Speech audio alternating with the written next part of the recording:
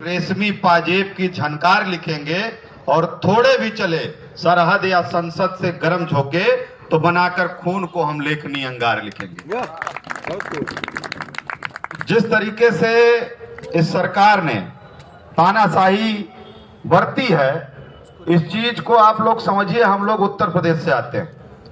उत्तर प्रदेश में जब भी किसी आंदोलन का हम लोग आगाज करते हैं तो हमारे कमरों पे ही नहीं, हमारे घर पर 7-7, 8-8 थानों की फोर्स भेज दी जाती है। पहले से ही रात को 2 बजे हमारे घर पे पहरा हो जाएगा, हमारे घर वालों को डिस्टर्ब किया जाएगा, हम लोगों को ढूंढा जाएगा कि जहां कहीं भी हो उनको निकाला जाए, भेजा जाए।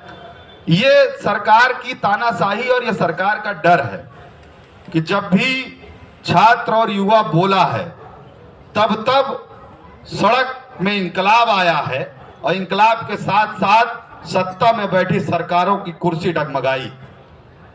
यह जो हमारे देश का प्रधानमंत्री है, यह निकम्मा और नकारा प्रधानमंत्री है।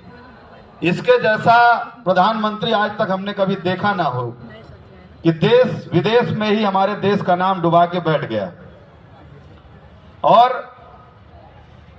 इनके खिलाफ हम सब उत्तर प्रदेश से आते हैं और लगातार सरकार से आंख मिलाकर सवाल पूछते हैं कि बताओ तुम 2 करोड़ रोजगार कब दोगे, कि बताओ उन युवाओं को दर बदर भटकाना कब बंद करोगे, कि बताओ तुम्हारा वो किसानों का कर्जा माफ करने का वादा कहां गया। और यह सरकार किसी की भी सुनने को तैयार नहीं है। ये केवल रंगा और बिल्ला की बात सुनती है।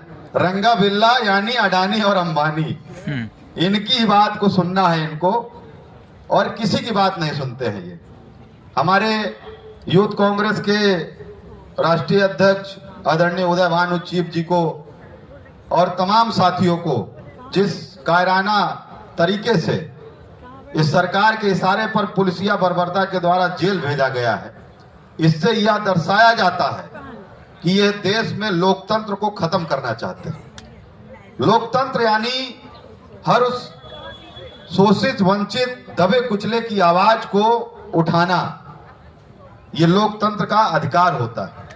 और ये सरकार हम सबकी आवाज को दबाना चाहती है, क्योंकि जब हम किसी भी चीज को लेके इनके सामने बोलेंगे तो ये हमारी आवाज को दबाएंगे, हमको जेल भेजेंगे। तो इसलिए हम लोग अपने विश्वविद्यालय में लगातार इस नारे को लगाते हैं जब भी किसी प्रोटेस्ट में गिरफ्तारी होती है कि जेल